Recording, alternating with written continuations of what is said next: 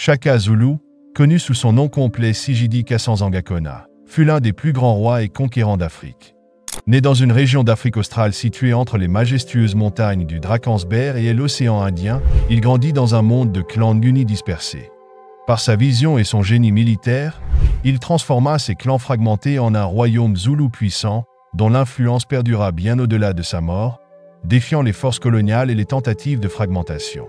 Shaka était le fils de Sanzangakona, un chef zoulou de rang modeste, et de Nandi, une femme d'une noblesse et d'une force remarquable, fille d'un chef Langeni. Dès sa naissance, il fut confronté à l'adversité. Selon les traditions orales, il serait né dans la demeure de son père, mais sans que ses parents ne soient officiellement mariés. Une autre version suggère que l'union entre Nandi et Sanzangakona était mal vue et que Shaka serait né en territoire Langeni, chez son oncle maternel. Son nom, Shaka, proviendrait d'une tentative de son père pour renier sa paternité, prétextant que sa mère souffrait d'un trouble intestinal causé par l'Ishaka, un insecte. Mais aucun rejet ne pouvait éteindre la destinée d'un futur roi. Finalement, Sanzangakona reconnut Shaka et intégra Nandi à son foyer comme troisième épouse. Cependant, leur relation fut tumultueuse. La force et la fierté de Nandi s'opposaient à la volonté du chef, et leurs conflits menèrent à leur séparation. Chassée de la cour, Nandi adultérait avec son fils, mais elle lui transmit un héritage plus grand que celui d'un simple chef, la résilience, l'ambition et l'esprit de conquête. Rejeté, Shaka grandit parmi les Langeni dans la vallée de Mlatuse, une période marquée par des épreuves constantes. Enfant sans protection paternelle, il fut moqué, humilié et persécuté. Mais loin de briser son esprit, ces épreuves forgèrent un homme inébranlable. Chaque brimade renforçait sa détermination, chaque humiliation aiguisait son intelligence et son instinct de survie. Dans la région, deux grandes puissances s'affrontaient, les Mtetwa, sous le règne du chef éclairé d'Injiswayo, et les Ndwan, menés par le féroce White. Vers 1802, une terrible famine, le Madlantule, força d'importants déplacements de population. C'est à cette époque que Nandi et Shaka trouvèrent refuge chez les Mtetwa. Dingiswayo, homme de vision, reconnut immédiatement le potentiel de Shaka. Il l'accueillit avec bienveillance et lui offrit une nouvelle chance. Cependant, même parmi les Mtetwa, le jeune homme continua de subir la jalousie et la méfiance de ses pairs, qui voyaient en lui un prétendant dangereux. Mais Shaka, loin de se laisser écraser, commença à se préparer pour son destin. Adulte, Shaka se distingua rapidement par sa stature imposante, sa force physique exceptionnelle et son intelligence militaire hors du commun. Il comprit que la survie ne reposait pas uniquement sur la force brute, mais aussi sur la stratégie et l'innovation. À l'âge de 23 ans, il fut intégré dans l'armée d'élite des Mtetwa, rejoignant le régiment Izikwe, un des plus prestigieux de l'époque. Il y trouva enfin un cadre où ses talents purent s'exprimer pleinement.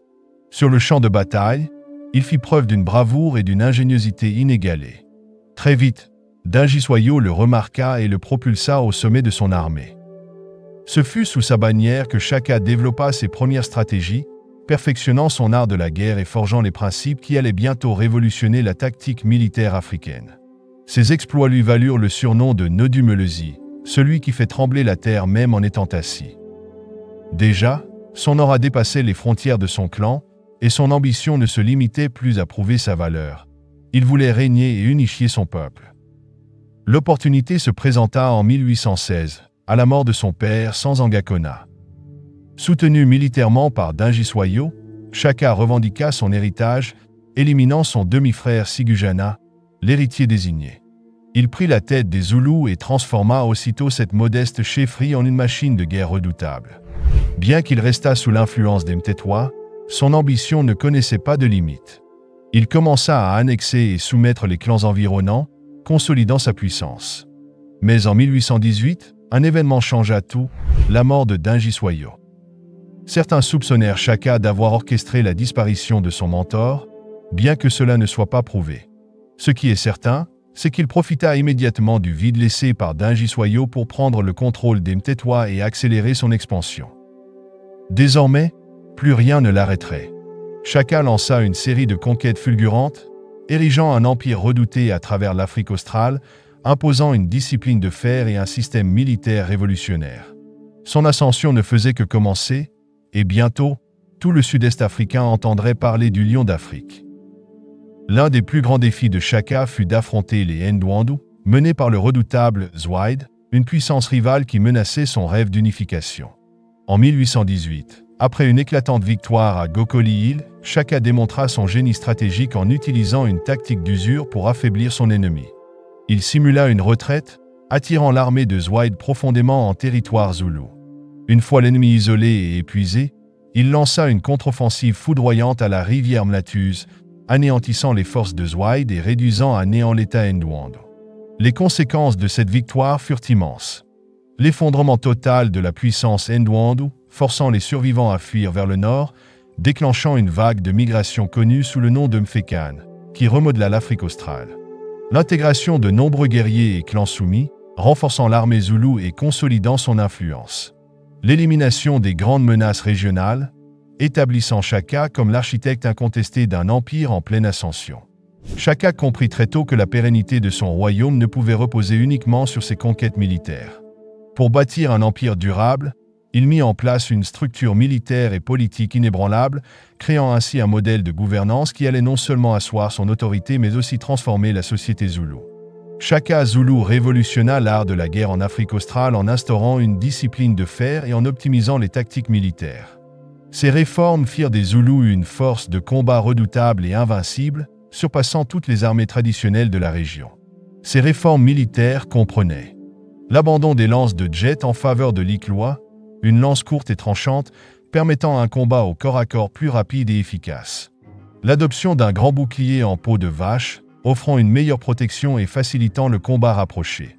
Le port obligatoire de peau de bête spécifique pour chaque régiment, facilitant l'identification des unités sur le champ de bataille. La tactique de la corne du taureau. Cette formation consistait en un encerclement stratégique de l'ennemi, le plaçant dans une position sans issue. Les unités d'élite Isinduna, des chefs militaires aguerris, chargés de mener les régiments et d'exécuter les stratégies avec une précision redoutable. Les attaques éclairs et les embuscades. Au lieu des batailles frontales traditionnelles, chacun encouragea la mobilité rapide pour surprendre et désorganiser l'ennemi. Les guerriers couraient pieds nus sur des terrains accidentés afin d'endurcir leurs pieds et accroître leur rapidité. L'entraînement intensif incluait des marches forcées sur des dizaines de kilomètres pour tester l'endurance des soldats. Les guerriers étaient soumis à des tests d'endurance et de discipline, éliminant les faibles et récompensant les plus performants.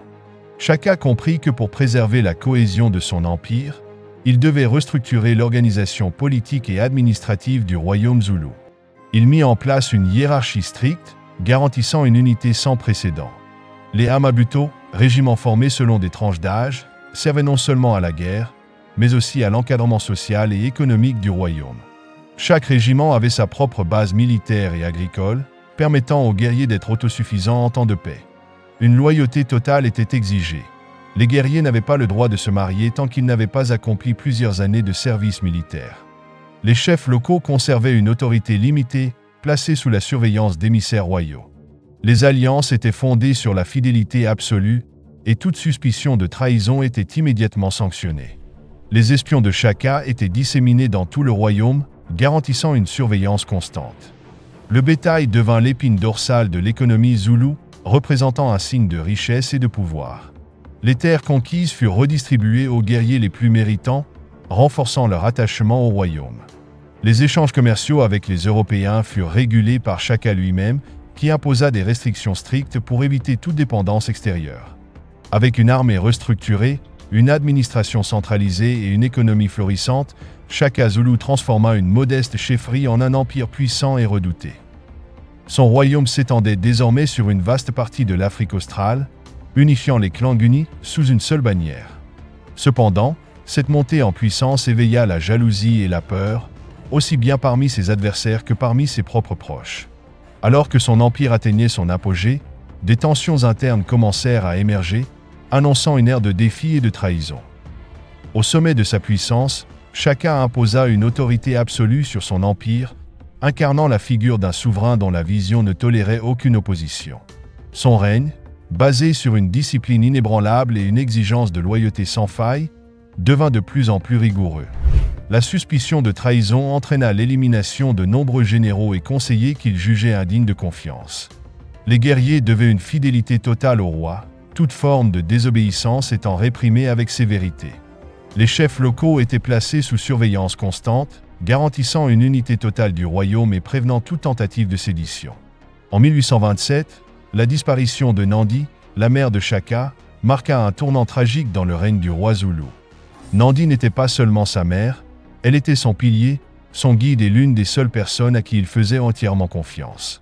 Sa mort plongea Shaka dans un deuil profond qui se transforma rapidement en une série de décisions radicales, marquant une période de terreur et de souffrance pour son peuple. Refusant de laisser la douleur se dissiper, Shaka décréta une période de deuil national qui allait bien au-delà des traditions funéraires zoulous. Toutes les activités agricoles et sociales furent interdites pendant une année entière. Le simple fait de sourire ou de montrer des signes de distraction était perçu comme un manque de respect envers Nandi et pouvait être puni de mort. Des milliers de personnes furent exécutées pour ne pas avoir exprimé un chagrin suffisant. Il suffisait qu'un individu soit vu sans larmes aux yeux pour être immédiatement condamné. Les femmes enceintes furent massacrées, car Shaka décréta qu'aucune naissance ne devait avoir lieu durant cette période, symbolisant ainsi la fin d'un cycle et d'une ère. Des troupeaux entiers de bétail furent abattus sans être consommés, en signe d'hommage à Nandi. Cette période de terreur et de souffrance brisa le moral de la population, et même certains des plus fidèles partisans de Shaka commencèrent à douter de sa capacité à gouverner. Jusqu'alors maître incontesté des alliances stratégiques, Shaka commença à perdre le soutien des élites. Ces méthodes de plus en plus brutales éloignèrent les chefs qui avaient autrefois vu en lui un visionnaire. Les murmures de révolte commencèrent à se propager dans l'ombre, et ses demi-frères, Dingan et Mlangana, virent une opportunité de prendre le pouvoir. Shaka, aveuglé par la douleur, ne vit pas venir la trahison qui se tramait dans son propre entourage. Sa méfiance croissante le poussa à se couper de ses plus proches conseillers, ce qui affaiblit sa position politique. Le 22 septembre 1828, Shaka fut assassiné par ses propres frères, Dingan et Mlangana, qui profitèrent de l'absence de l'armée principale, partis en campagne. Avec la complicité de son garde du corps, Mbofa, ils l'attirèrent dans un piège au sein de sa résidence royale de Dukusa. L'attaque fut brutale et rapide. Pris par surprise, Shaka ne put opposer de résistance. Après plusieurs coups mortels portés à son corps, il s'effondra, baignant dans son propre sang. Avant de rendre son dernier souffle, il aurait prononcé ces paroles prophétiques. « Vous croyez régner après moi, mais ce sont les étrangers qui prendront bientôt votre place. » Une prédiction qui s'avéra exacte, alors que l'influence européenne sur la région ne cessa de croître au fil des décennies. Malgré sa fin tragique, Shaka Zulu laissa derrière lui un empire puissant et une identité nationale consolidée. Son génie militaire et administratif permit aux Zoulous de prolonger l'existence du royaume et de résister face aux colons européens. Son nom demeure gravé dans l'histoire africaine comme celui d'un bâtisseur d'empires visionnaires, d'un chef inégalé et d'un stratège hors pair. Shaka Zulu ne fut pas seulement un conquérant, il fut aussi un architecte de la puissance africaine. Son règne transforma l'histoire de l'Afrique australe et inspira les générations futures, laissant un héritage indélébile. L'armée Zoulou, remodelée par Shaka, devint une force redoutée bien après sa mort. Sa stratégie de la corne du taureau influença la tactique militaire en Afrique et au-delà. L'Ikloa, sa lance révolutionnaire, fut adoptée comme arme principale par ses successeurs. L'unité et la discipline militaire, instaurées sous son règne, restèrent un modèle pour les chefs africains futurs. Shaka ne fut pas seulement un chef de guerre, il fut aussi un bâtisseur d'identité et unificateur de son peuple. Il donna aux Zoulous une fierté et une unité nouvelles, dépassant les divisions claniques. Il établit un système administratif efficace, harmonisant les traditions et le pouvoir central. Son modèle de gouvernance et de commandement continue d'inspirer les dirigeants africains. L'héritage de Shaka fait encore débat. Certains le voient comme un génie politique et militaire ayant unifié son peuple et repoussé les invasions étrangères. D'autres le considèrent comme un souverain dont l'autorité excessive entraîna des destructions et des pertes humaines considérables. Son règne est souvent comparé à celui des plus grands conquérants de l'histoire, entre grandeur et implacabilité. Aujourd'hui, l'héritage de Shaka transcende l'histoire et perdure à travers le cinéma et les séries, notamment la célèbre production Shaka Zulu, 1986, qui retrace sa vie.